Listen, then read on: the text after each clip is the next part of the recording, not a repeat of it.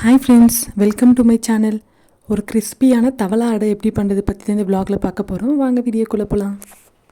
இப்போ மெஷர்மெண்ட் பார்த்தீங்கன்னா, நான் கடை புழுங்கலரிசி வந்து 2 கிளாஸ் எடுத்திருக்கேன். நம்ம வீட்டில் யூஸ் பண்ணுற புழுங்கலரிசி கூட எடுத்துக்கலாம். இப்போ 1 கிளாஸுக்கு வந்து பாதி துவரம் பருப்பு, பாதி வந்து கடலைப்பருப்பு எடுத்துக்கோங்க. ரெண்டுமே வந்து தனித்தனியாக ஊற வச்சுக்கோங்க. பருப்பு தனியாகவும் அரிசி தனியாகவும் ஊற வச்சுக்கோங்க. ஒரு 3 மணி நேரம் ஊறினா போதும். இப்போ பாருங்கள், அரிசி நல்லா ஊறியிருக்கு, அதே மாதிரி பருப்பும் நல்லா ஊறியிருக்கு.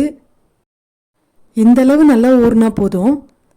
அப்புறம் மிக்சியில் வந்து காரத்துக்கு காஞ்ச மிளகாய் ஆட் பண்ணிக்கோங்க. நான் காஞ்ச மிளகாய் ஒரு 5 ஆட் பண்ணியிருக்கேன்.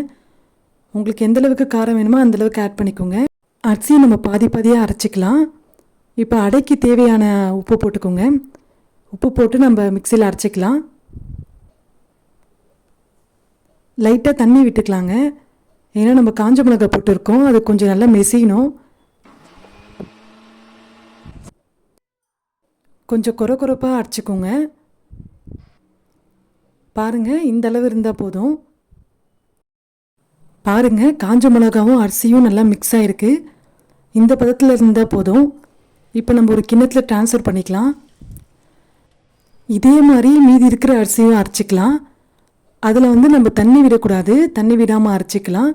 பாருங்கள், இந்தளவு கொஞ்சம் கொரப்பாக அரைச்சிக்கோங்க.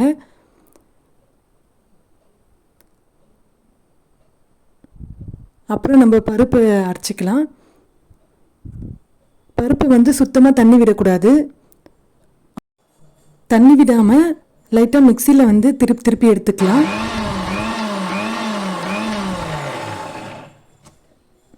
பாருங்கள், இந்த அளவு தான் இருக்கணும்.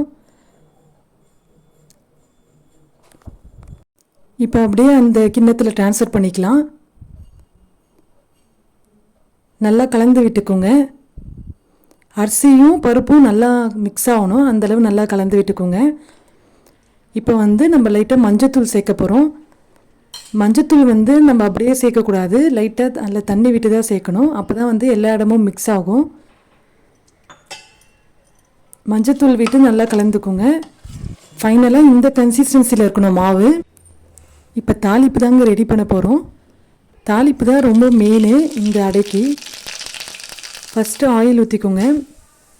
கடுகு, கடலைப்பருப்பு, உளுத்தம்பருப்பு, பருப்புலாம் நிறைய சேர்த்துக்கோங்க. அப்போ தான் வந்து டேஸ்ட்டு நல்லாயிருக்கும்.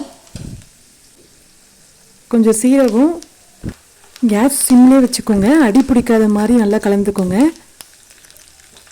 அப்புறம் பெருங்காயம் ஆட் பண்ணிக்கணும். பெருங்காயம் வந்து கொஞ்சம் நல்லா ஆட் பண்ணிக்கோங்க, அப்போ தான் அந்த வாசனைக்கு வந்து நல்லாயிருக்கும்.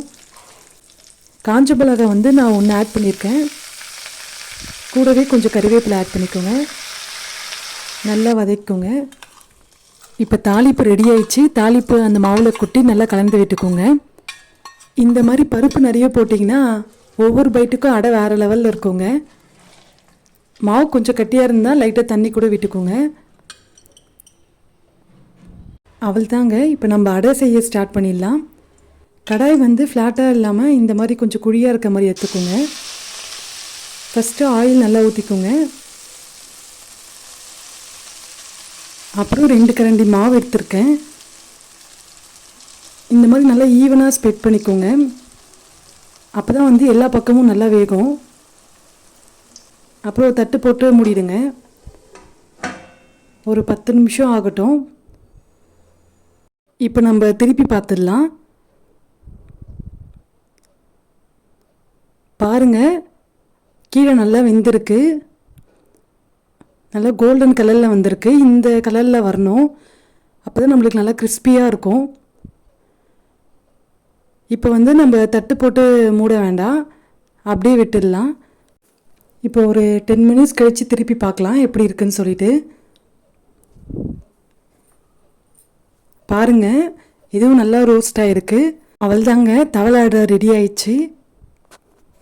இந்த அடை வந்து உள்ளே சாஃப்டாகவும் வெளியே வந்து நல்ல மொறுமொறுன்னு இருக்கும். நீங்களும் இந்த அடையை வீட்டில் ட்ரை பண்ணி பாருங்கள், எப்படி இருக்குன்னு கமெண்ட்ஸில் சொல்லுங்கள். இந்த vlog உங்களுக்கு பிடிச்சிருந்தால் லைக் பண்ணுங்கள், ஷேர் பண்ணுங்கள், மறக்காமல் சப்ஸ்கிரைப் பண்ணுங்கள். பாய்.